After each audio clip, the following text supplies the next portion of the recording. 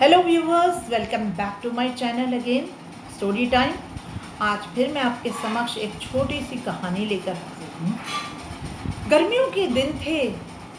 एक संत नदी के किनारे बैठे हुए किसी विचार में डूबे हुए थे। अचानक उन्हें लगा उनके सर के ऊपर कोई भारी सी चीज मंडरा रही है।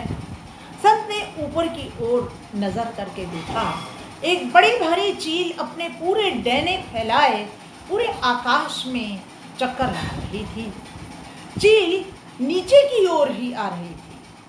संत को लगा कि शायद वह चील उसी स्थान पर नीचे आएगी जहां वह बैठे हुए हैं। जैसे जैसे चील नजदीक आ रही थी, संत जी को उसकी आंखें अच्छी तरह दिखाई पड़ने लगी। उन्होंने मंत्रोच्चार आरंभ किया।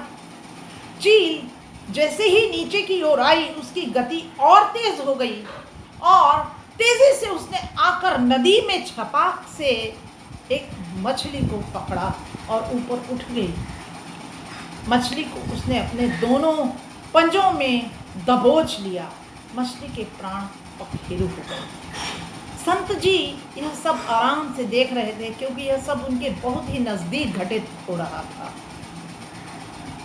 इस प्रकार मछली के प्राण पखेरु हो गए और चील उसे अपने स्थान पर ले गई। यही दशा हम सबकी है। जिस प्रकार वह मछली अपने परिवार के साथ घूमती हुई, विहार करती हुई जल में शायद ऊपर की ओर आ गई और चील का ग्रास बन गई।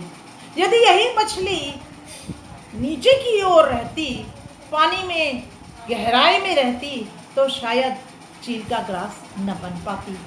संत जी यही सोच रहे थे। सत्य है, यदि मनुष्य केवल बाह्य दुनिया में उलझा रहेगा, बाहरी रंगीनियों में खोया रहेगा, तो उसे काल इसी प्रकार जकड़ लेगा। यदि वह अपने भीतर, अपने अंदर अपनी आत्मा को शुद्ध करने के लिए प्रयत्न करेगा, तो काल इस प्रकार उसे नहीं ले जाएगा। उसे कुछ अच्छी प्रकार की, भली प्रकार की मृत्यु नसीब होगी। तो साथियों, आपसे यही प्रार्थना है कि आप अपने अंतर्मन की शुद्धि के लिए लगातार प्रयास कीजिए। अपनी आत्मा के भीतर झांकिए, उसका उत्थान करने का पूर्ण प्रयत्न कीजिए।